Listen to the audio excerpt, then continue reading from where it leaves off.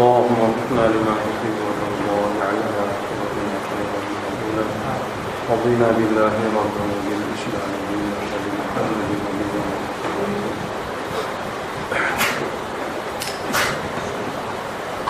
Surah Yusuf.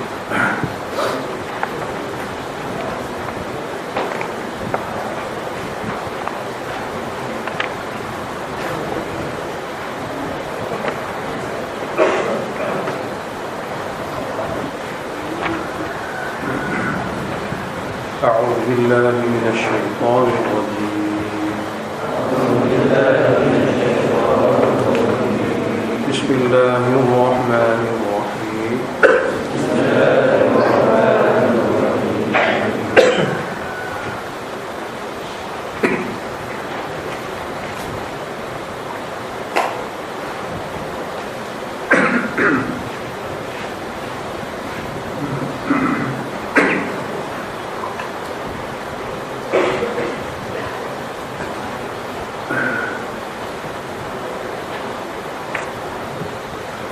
وقال نسوة في المدينة امرأة العزيز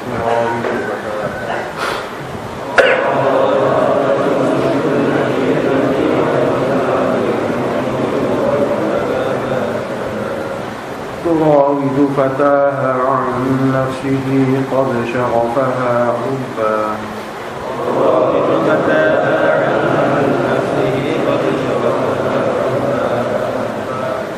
إنا لنراها في ضلال مبين.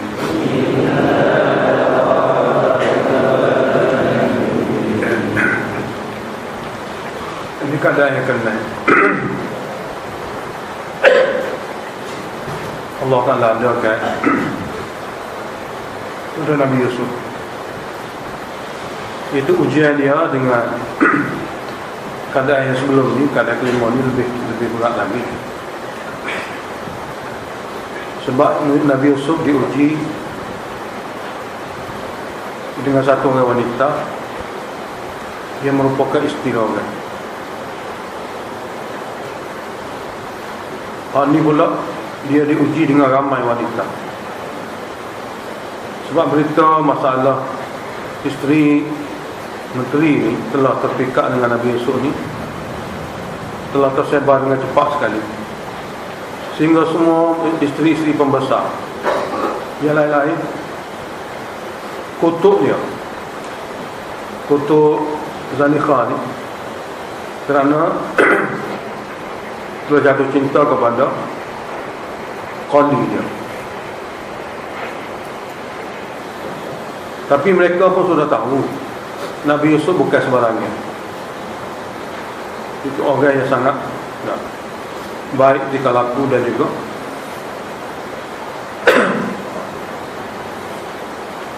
sempurna di segi tubuh badan zahirnya. Lalu mereka juga ada hati untuk melihat Nabi Yusuf. Sebab hanya sekadar dengar ni satu berita dan satu perkara yang mereka dengar, tidak seperti mana tengok sendiri. Masing-masing wanita-wanita Mesir lebih-lebih lagi daripada orang-orang kenamaan dan bangsawan nak juga tengok Nabi Yusuf. Dan ini membahayakan kepada Nabi Yusuf kerana bukan seorang lah, bukan ramai wanita-wanita dalam Mesir ni nak tengok kepada dia, dia berkenal kepada dia. Cuma mereka buat tuduhan, buat celaan ni sebenarnya supaya ada peluang daripada pihak dia pergi tengok juga. Wa qala niswatun fil Madinah, dan berkata wanita dalam anak Mesir. Wanita sini bukan sembarangan ni, wanita bangsawan daripada isteri dan anak-anak menteri-menteri Mesir. Dia kata imra'atul azizi turabidu fataha an nafsi, isteri menteri telah pada qali dia untuk menundukkan supaya ikut nafsu dia. Qad syaghafaha hubba, memang sungguh-sungguhnya cinta yang ada dalam hati isteri menteri ini terhadap Yusuf begitu sekali mendalam. Mana cinta yang sungguh-sungguh mendalam sehingga sanggup melakukan sesuatu terhadap qadi dia sendiri. Inna lanaraha fi dhalalin mubin, bahawa kami dapati Zulaikha ni fi dhalalin mubin. Dalam terjemah fi dhalalin mubin ni dalam kesesatan yang jelas nyata, maknanya tidak waras fikiran dia. Dia nak kena kat orang ni, biarlah orang tu nasabah sikit, anak bangsa orang tu nasabah ni qali, orang jualan, mana bang satu orang yang jadi hamba dibeli sebagai orang qali di rumah. Jadi fi dhalalin mubin maknanya akal dia tidak waras, berada dalam keadaan akal yang tidak waras. Jadi berita wanita-wanita sekeliling kata kepada dia ni, siapa pada telinga Zulaikha. Jadi falamma sami'at bi makrihinna, maka apabila Zulaikha mendengar celaan-celaan daripada wanita sekeliling. Sini Allah Ta'ala sebut bi makrihin. Celaan mereka ni pun bukan sembarang, ya. Celaan untuk dia sendiri juga, ambil peluang untuk tengok. Celaan sini bermakna untuk ambil kesempatan dia juga dapat peluang untuk tengok Yusuf ni. Setengah mana orang yang boleh satu orang perempuan ni pekat dengan dia, sedangkan dia tu hamba yang pernah dijual oleh seseorang dan jadikan qadi di rumah. Jadi apabila isteri menteri ni telah dengar, arsalat ilaihinna, dia hantar orang untuk jemput. Arsalat ilaihinna, dia telah hantar orang untuk jemput.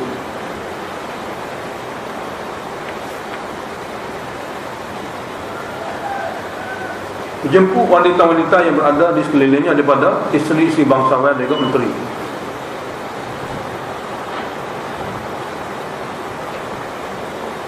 Wa'atadat lahunna muttaqan, dan dia telah sediakan untuk kehadiran wanita-wanita tadi suatu tempat. Sini maknanya suatu muttaqan, mana suatu tempat yang tinggi, pentas. Suatu tempat yang tinggi mana pentas, yang mana wanita-wanita ni akan duduk di bahagian bawah. Tempat ni merupakan tempat yang mana Nabi Yusuf akan lalu. Suatu pentas depan, bawah-bawah ni semua ni tetamu-tetamu. Dia sediakan kursi dan sebagainya. Cuma wa'atat kulla wahidatin minhunna sikinat, dan dia telah beri pada setiap tetamu di kalangan wanita yang dijemput ni satu orang sebilah pisang. Dan dia telah ada situ longgokkan buah-buahan. Buah-buahan ni tidak jelas lah, buah-buah sebagai jamuan dia lah. Waqalat, maka semasa semua sekali sedang duduk ambil buah dan koyok buah masing-masing, Zulaikha minta daripada Nabi Yusuf keluar daripada pintu ni, jalan atas pentas, tutup pintu ni. Itu saja, daripada pintu ke pintu. Jadi Zulaikha kata kepada dia, ukhruj alaihinna, kamu kena keluar kepada mereka. Cuma keluar kepada mereka, jalan daripada pintu ni, pergi kepada pintu keluar sana. Jadi sekadar berjalan seperti itu, apabila falamma ra'aynahu, apabila wanita tu melihat akan Yusuf, akbarna, mereka amat mengkagumkan Nabi Yusuf, sehingga waqatta'na aydiyahum, mereka telah memotong jari-jari mereka. Balik tu tengok kepada Nabi Yusuf, tangan mereka yang bukan pisah ni tidak payah buah, jadi di tangan ni. Ini keadaan yang Allah gambarkan betapa kejutnya mereka kepada Nabi Yusuf. Kerana apa? Dua perkara yang menyebabkan dia terkejut. Pertama, comelnya Nabi Yusuf. Yang kedua, juruh Nabi Yusuf. Biasa kalau orang nyamil gini duduk dalam keadaan begini, dah lama rosak dah dia. Lalu waqulna, lalu mereka berkata, hasya lillah, maha suci Allah, ma hadza bashara, ini bukan manusia. Mana bukan manusia ni di segi comel dan juruh. Kalau sekadar comel saja tidak, juruh pada dia. Ma hadza bashara, ini tidak manusia. In hadza illa malakun karim, Tidaklah dia ini melainkan satu orang malaikat yang sangat mulia. Sangat mulia kerana tidak ada dalam hati dia tu keinginan untuk melakukan dosa. Sedangkan dia tu duduk dalam satu keadaan yang orang semua nak dia. Jadi apabila keluar daripada lidah mereka ini begitu, dan perbuatan tangan mereka hingga tangan, qalat kata Zalika, fadhalikunna alladhi lumtunnani fi.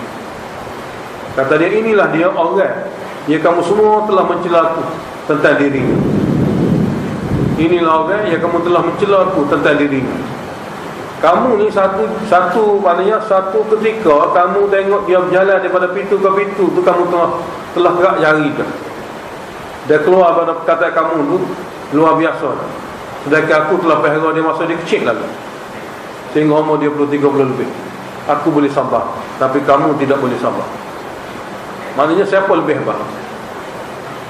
Aku pelihara dia pada kecil sehingga dia seperti ini, menjadi satu orang remaja seperti ini. Tapi aku boleh jaga perasaan aku. Nah, tapi kamu semua hanya daripada pintu ni dia lalu jalan keluar ke pintu tu, tangan kamu telah potong dan keluar dari lidah kamu, bukan manusia malaikat. Kemudian dia terus-terang berkata kepada mereka ini, walaqad rawattuhu an nafsi. Mana tidak ada sekian silu malu sikit abut. Dia kata sesungguhnya aku memang telah goda dia supaya ikut kehendak aku, supaya dia tunduk ikut kehendak aku. Jadi walaqad rawattuhu an nafsi, sesungguhnya aku telah menggoda Yusuf supaya Yusuf ikut kehendak aku. Tapi fasta'sama, dia menolak. Dia terus-terang beritahu, Yusuf memang aku telah goda dia supaya dia tunduk pada kehendak aku, tapi fasta'sama, dia telah menolak. Nah, wali aku tu memang nak, tapi dia telah menolak.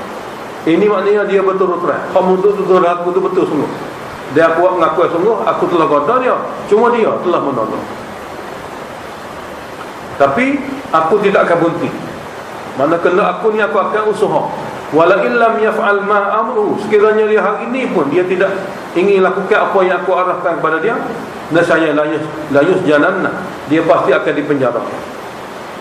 Wala yakuna minas sagirin, dan dia akan jadi golongan yang hina dina duduk dalam penjara sebagai banduan kerana tak ingin menguasai nafsu aku. Jadi Allah Ta'ala nak beritahu manusia ni, lebih-lebih lagi di kalangan wanita ni, apabila taksir tu kendak dia akan buat apa saja sehingga orang lelaki-lelaki mengalah dia. Pokok mana pun kita akan buat, biar dia mengalah. Ini satu keadaan yang Allah Ta'ala tunjuk dalam Quran surah Yusuf ni. Jadi sampai tahap wanita ni dia boleh usaha apa saja sehingga kehendak dia ditunaikan. Wanita macam ni lah. Nah. Lalu Nabi Yusuf bila dengar majikan dia perempuan ni tidak akan berhenti. Siapa nak hukumnya akan buat lagi. Sebenarnya dia bubuh dalam penjara pun atas maksud supaya pergi. Bukan duduk dalam penjara semata. Duduk dalam penjara atas dasar hukumnya dah. Untuk Nabi Yusuf mengalah boleh jangan. Sebab itulah tidak ada bicara apa-apa. Pakai bisik dengan pengawal penjara tu, hang ni kena somak seorang. Tidak ada bicara apa, tidak ada apa-apa kehakiman pun dibuat. Semata-mata nak suruh Yusuf ni kalah atau Yusuf ni tunduk ke dia. Dia arah. Dan suami dia ni arah ikut saja. Mana apa saja yang isteri dia nak, apa yang dia nak tu dia kena ikut. Sedangkan kuasa tu pada suami, tapi di sini menteri ni kalah pada isteri dia. Lalu apabila dia dengar daripada isteri menteri dia ni nak sebagi ni, maka dia berdoa. Jadi kita akan dengar Nabi Yusuf ni awal hingga akhir doa sama. Mana pergantungnya dengan Allah Ta'ala tak berhenti. Dan inilah kejayaan sebenar bagi seseorang. Tidak lekas daripada doa. Sebab hamba ni lemah. Lalu Nabi Yusuf doa, Rabbi wahai Tuhanku, as-sijnu ahabbu ilayya. Penjara itu lebih saya suka. Ila mimma yad'unani ilai. Mana penjara itu lebih saya suka, duduk dalam dia itu lebih saya suka daripada melakukan maksiat yang mereka ajak aku melakukannya. Sebab tu Allah Ta'ala sebut ni ilayya mimma. Maknanya perempuan ni telah buat ugutan. Kalau kamu tak ikut juga kena aku, kamu kena duduk lagi, kamu kena duduk dalam penjara. Antara satulah dia kata, wahai Tuhan, penjara saya lebih suka daripada apa yang mereka ajak aku kepadanya, iaitu maksiat. Wa illa tasrif anni, dan sekiranya kamu tidak hindari aku daripada maksiat itu, rancangan jahat mereka ni, nasaya asmu ilaihin, aku juga akan condong suatu hari kepada kehendak mereka. Mana Nabi Yusuf beritahu Allah saja yang boleh jaga, mengawal hati dia. Mana jika kamu tidak hindari daripada aku kaidahum, rancangan yang halus, rancangan jahat daripada wanita ini, nasaya asbu ilaihin, aku juga akan condong kepada kehendak mereka. Wa akum minal jahili, dan aku akan jadi golongan yang jahil. Mana di sini sabit bahawa melakukan maksiat walaupun sudah tahu dia masuk golongan jahil. Maka Allah Ta'ala terima dan kabulkan doa Nabi Yusuf. Fastajaba lahu rabbuh, lalu Tuhannya menerima doanya untuk dipenjarakan. Fasarafa anhu kaidahun, lalu Allah Ta'ala hindarkan Nabi Yusuf daripada terperangkap dengan tipu daya dan hilah Zalika. Innahu, sesungguhnya Allah Ta'ala lah was-sami'ul alim, maha mendengar lagi maha mengetahui. Summa badalahum, kemudian zahir pada fikiran mereka, zahir pada fikiran orang yang ada kelinggalan Zalika kena ikut kena Zalika. Ini maknanya Zalika desak suami dia, pegawai penjara, supaya rumah dia ni masuk lagi. Summa badalahum, kemudian zahir pada fikiran mereka. Mereka apa dia? Mereka menteri suami dia dan orang yang ada hubungan dengan penjara. Min ba'di ma ra'awul ayat, setelah mereka lihat segala bukti dan dalil, Nabi Yusuf bebas daripada segala tuduhan. Tapi dia penjarakan juga Nabi Yusuf atas kehendak perempuan ini. Lalu la yaqulunnahu hatta min,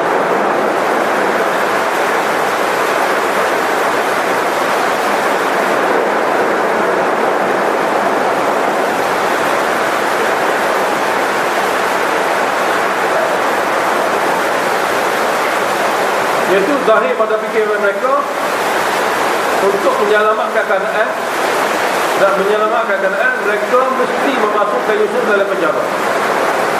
Cuma bagi pihak orang ini, dia kata kalau kita tak dalam rumah pun dia jadi masalah ni. Tak, dia tak dalam rumah pun jadi masalah ni. Sebab Zalika ni dia orang lelaki, cakapan dia begitu sekali lah. Pada mana percakapan dia begitu sekali ada maksud sebalik. Nah, jadi dia beritahu boleh jadi pada suami dia, budak ni ini kita kena buat dalam penjara. Dan dengan alasan kalau duduk dalam rumah kita, jadi takut jadi kali keluar. Isteri dia kata pada suami, suami pun fikir ya tak, ya juga rumah saya pergi pejabat apa, di tempat kerja apa, dia tu dua orang ni mungkin kali utama tu terserempak dengan dia, tapi kali lain mungkin baik. Jadi apabila isteri dia kata, kita kena buat lagi, kita kena buat lagi dua perkara. Pertama, supaya masyarakat umum dalam negara Mesir ni ingat Nabi Yusuf sama. Kalau Nabi Yusuf benar ni hanya dalam rumah dia tahu, tapi orang luar ni tak tahu.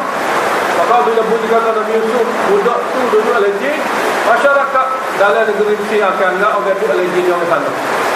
Jadi maruah kita pun hilanglah, tidak kata duduk hangat. Mana hak sebenarnya balai, tapi berlaku balai. Hak sebenarnya Nabi Yusuf jujur, tapi apabila tu hubungan lagi, maka kita dikira tak baik, Nabi Yusuf kira salah. Yang kedua, kalau kita berbuat dia ada lagi, maka dia tidak akan lagi ganggu saya tidak terganggu dengan dia. Fikir-fikir bagi, lalu menteri itu setuju. Jadi zahir pada mereka fikir mesti kena masuk Nabi Yusuf dalam jin atas dasar tersebut. Sedangkan Zalika tidak gitu. Zalika minta supaya buat lagi ni nak hukum Yusuf. Dia kata boleh jadi dia ni kerana tu mewah, tidak biasa susah, maka dia suruh tak apa. Tapi bila dia rasa susah, maka takut-takut dia akan mengalah. Sebab selama ni dia duduk dekat yang mewah. segala kendak dia boleh berlaku. Boleh jadi dia perah hati lah. Tapi bila kita jadikan dia orang susah, takut-takut satu hari dia leceh, tanya khabar dia macam mana, boleh jadi dia akan setuju mengikut kendak dia. Ini merupakan kendak khalifah. Tapi alasan yang dia bagi pada suami dia alright. Maka berlakulah Nabi Yusuf mesti dimasukkan ke dalam penjara hatta hin, sehingga satu tempoh dia tidak diketahui. Hatta hin, sehingga satu tempoh dia tidak diketahui selama mana Nabi Yusuf talih mengalah dia, lama tu kena perak dalam jin. Maka Nabi Yusuf masuk dalam jin. Menteri ni dia tidak hebohkan cerita ni dalam mesyuarat kerajaan. Dia tidak heboh. Bahkan dia ni masuk ke dalam Nabi Yusuf dalam penjara senyap-senyap. Mana dia dengan kawan penjara saja tahu. Maksudnya Yusuf ni buat lejek kerana dia kira salah. Tapi perkara ni tidak dibawa masuk dalam mesyuarat. Dia dihadiri oleh raja sebab raja tak tahu. Masa ni raja mesti ada satu raja yang boleh dikatakan prihatin pada ayat juga, tapi tidak diketahui, tidak disampaikan maklumat Nabi Yusuf asal jin kepada raja. Mana dia susu. Tuhan nak buat cerita, ini keadaan yang ketujuh. Keadaan yang ketujuh. Wadakhala ma'hu sijna fataya. Telah masuk juga lah bersama Nabi Yusuf penjara itu dua orang muda lain. Lepas tu duduk dalam penjara, maka berbuallah mereka berdua. Mana dia ada kenalan dua orang ni dengan Nabi Yusuf dalam mengamal orang yang dia boleh buat bualan, rakan bualannya Yusuf lah. Tanya khabar semua sekali. Dan Nabi Yusuf beritahu kelebihan dia satu orang Nabi. Dan di antara kelebihan dia boleh takbir mimpi. Ini perbualan biasa sesama banduan. Jadi apabila dia beritahu ada kebolehan mentakbir mimpi, Allah takdirkan mereka mimpi. Dua orang banduan mimpi. Qala ahaduhuma, salah seorang berkata, yakni hak mula ni ayat ni yang minum aja. Sebenarnya ada golongan pemerintah dalam negeri Mesir untuk bunuh kerajaan. Cara dia nyuruh tukang masak. Satu orang tukang masak yang buat makanan, dia upah untuk bagi racun dalam makanan. Orang yang menyediakan air, dia upah supaya bagi racun dalam minuman.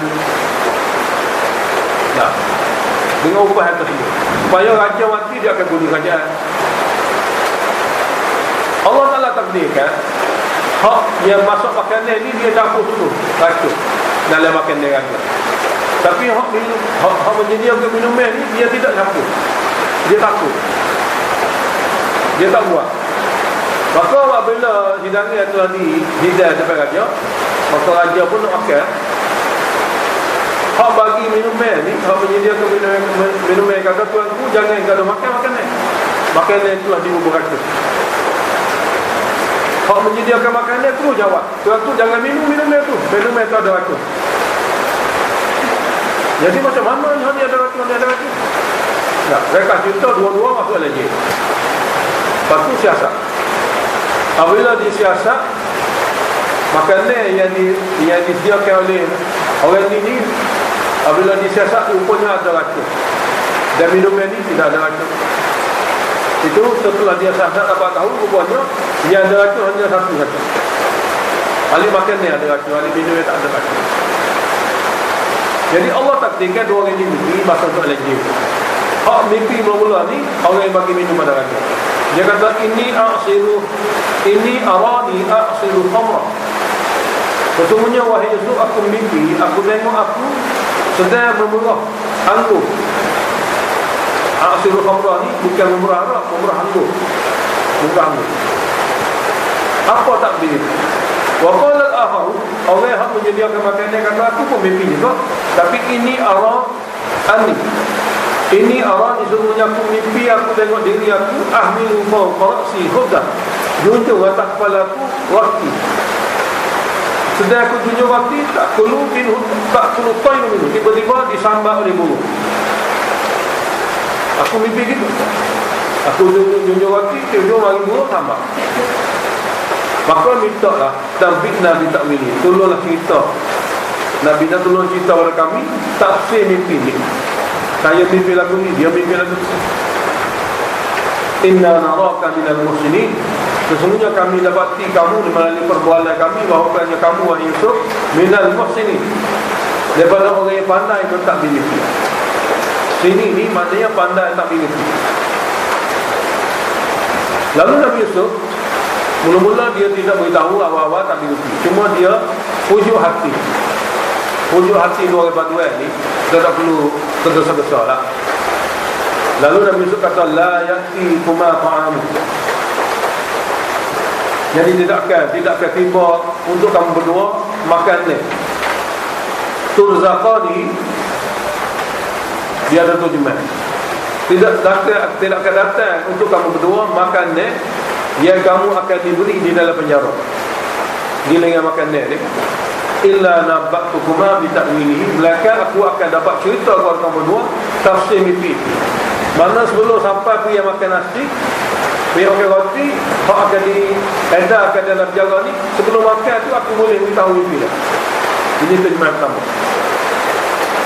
Terjemahan kedua, tidak akan datang kepada kamu makan ni apa dikatakan kamu mimpi. Tidak akan datang kepada kamu berdua makan ni atau minum ni apa dikatakan kamu mimpi. Melainkan aku akan dapat cerita kepada kamu berdua tentang tafsir mimpi, hak benar daripada apa yang kamu tengok dalam mimpi itu. Jadi qabla an ya'tiyakuma, sebelum sampai kepada kamu berdua takbir mimpi, aku boleh beritahu tafsir sebelum tu lah. Jadi dua-dua berkemungkinan lah. Mana makanan sini boleh jadi makanan yang dia tengok dalam mimpi tu, atau makanan biasa, makanan yang diedarkan untuk bantuan dalam penjara. Mana kalau dia makan pagi, makan hari, kau makan malam. Mana sebelum sahabat ni yang makan, takbir mimpi saya boleh hoyak muda-muda. Sama-sama. Cuma sebelum tu kena dengar sepatah daripada aku perkara lebih penting pada mimpi. Jadi kata Nabi Yusuf pada dia, zalikuma mimma 'allamani rabbi. Zalikuma ni boleh beritahu mimpi yang sebenar daripada kamu ni, bukan daripada kudrat aku. Mimma 'allamani rabbi, daripada ilmu yang Allah Ta'ala aku ajar pada aku. Ini keistimewaan yang ada pada aku. Allah ajar pada aku. Bukan boleh takbir tak kekal begitu, tidak. Bahkan Allah Ta'ala ajar pada aku melalui wahyu. Cuma dengar sepatah daripada aku dulu pengenalan. Dia kata inni taraktu millata qaumin la yu'minuna billahi wa hum bil akhirati hum kafirun. Sesungguhnya aku ni taraktu, aku tinggalkan di luar sana millata qaumin, agama kaum yang tidak beriman pada Allah. Aku tinggal di luar sana, aku tidak ikut, mana aku tinggal di luar sana agama kaum yang tidak beriman pada Allah, yakni engkar tauhid. Dan kaum yang mana wahum bil akhirati hum kafirun, kaum yang mana mengkufuri dan menolak kehidupan akhirat. Jadi khalasah daripada dua, di mana kaum kafir lah. Tauhid pun tidak terima, akhirat tidak terima. Di luar sana. Luar sana ni sudah dunia. Aku pula aku ada agama. Wattaba'tu millata abai Ibrahim wa Ishaq. Aku hanya ikut agama datuk nenek aku Ibrahim dan Ishaq. Wa Yaqub dan Yaqub. Nenek dia Ibrahim, datuk dia Ishaq, dan ayah dia Yaqub. Apa dia agama? Agama yang aku ikut, agama tu nenek aku ni, maka lana an nusyrika billahi min syai'. Jadi tidak pun di antara kami ni, mazhab kami mensyirikkan Allah dengan sesuatu. Zalika min fadlillah. Akidah demikian tauhid, tidak syirik pada Allah ni, kurnia Allah pada kami sekeluarga. Wa 'alanna daripada orang lain pun yang tidak syirik pada Allah. Kurnia Allah sebenarnya. Jadi tauhid pada Allah dan tidak syirik ini merupakan lambang keluarga kami. Dan dia merupakan kurniaan Allah Ta'ala kepada keluarga kami, keluarga dan kepada manusia yang lain pun yang tidak syirik pada Allah. Cuma walakin aktsarun nasi la yashkurun, akan tapi ramai manusia tidak erti bersyukur pada Allah, yang ini tidak mentauhidkan Allah seperti kami. Ini pengenalan diri dia. Mana saya ni Nabi, ayah saya pun Nabi, datuk saya pun Nabi, nenek saya pun Nabi. Jadi keluarga saya ni tauhid lah. Tuhan hamba tak ada syirik Tuhan. Dan juga orang lain pun hak mana ikut Nabi pun, alhamdulillah kurnia yang Allah bagi pada mereka, ia akan jadi orang tauhid dan tidak syirik pada Allah. Jadi apabila kamu kenal aku, nak ajak kamu supaya fikir. Ya sahibai sini, wahai dua orang banduan, nak tanya sepatah, a'arbabu mutafarriquna khairun amillahul wahidul qahar. Arbabu mana? Rab. Mana majikan yang berbagai-bagai fikiran, yang berbagai-bagai pandangan. Itu lebih baikkah untuk kita ikuti, atau Allah yang Maha Esa lagi perkasa yang kita ikuti lebih baik? Mudah-mudah tadi majikan yang banyak minta kerja kepada kita, dan dia pula memiliki fikiran dan arahan berlainan. Hal ni suruh kerja pagi, hal ni suruh kerja petang, hal ni nak ambil masa tu, nak ambil masa ni. Berbagai-bagai faham yang ada pada majikan ni, dia banyak untuk kita ikut, ataupun kita ikut hanya yang tunggal, yang satu lagi perkasa, mana boleh buat segala-galanya. Itu sebagai tamsil yang baru. Hak ini ayatnya ialah, apa yang kamu sebut selain pada Allah ni, mana banduan ni orang syirik Tuhan. Ma ta'buduna min duni, apa yang kamu sebut selain pada Allah Ta'ala itu, roh nabi, wali, mereka pagi kau, semua tu tidak lain dan tidak bukan nama saja ya. Asma, nama-nama saja. Yang mana nama tu samai tu muha, kamu bubuh nama dengan sifat sekali. Sebenarnya dia ada nama saja, sifat ada, tapi kamu telah menamakannya beserta kamu bubuh sifat pada dia. Dia boleh sesah tu, hal ni boleh sesah ni. Antum wa aba'ukum, sama ada kamu sendiri, kamu reka, ataupun datuk nenek kamu reka, dengan nama ni ada sifat ni. Ma anzalallahu biha min sultan. Allah Ta'ala tidak menurunkan pada nama-nama ini ada sifat seperti mana kamu sebut sebagai bukti. Dalil tak ada sikit apa. Dalil wahyi pun tidak ada, dalil naqli pun tidak ada, dalil akli pun tidak ada. Nama semata-mata, tapi kamu pergi bubuh kata ni boleh sesah Allah ni. Hal ni kalau kita minta dia akan wujud. Jadi sifat-sifat boleh sesah masalah, sifat-sifat boleh menyempurnakan hajat ni, kamu bubuh sendiri. Allah Ta'ala tidak terus sebagai bukti. Inil hukmu illa lillah. Tidaklah keputusan itu hanya keputusan itu milik Allah Ta'ala. Dia Maha Esa. Allah Ta'ala itulah amarah, dia telah arahkan supaya semua hamba dia atas dunia ni, alla ta'budu illa iyyah, janganlah kamu wahai hamba-Ku seru dan puja melainkan dia saja. Allah Ta'ala zalika dinul qayyim, puja Allah saja, seru Allah Ta'ala saja, tidak dicampurkan dengan yang lain. Itulah agama yang betul-betul lurus, mengikut dalil dan bukti. Walakin aktsaran nasi la ya'lamun, akan tapi kebanyakan manusia ni dia tidak memahami tuntutan tauhid seperti ini daripada Allah. Lalu dia rekod diri, kemudian barulah dia mula tak bini.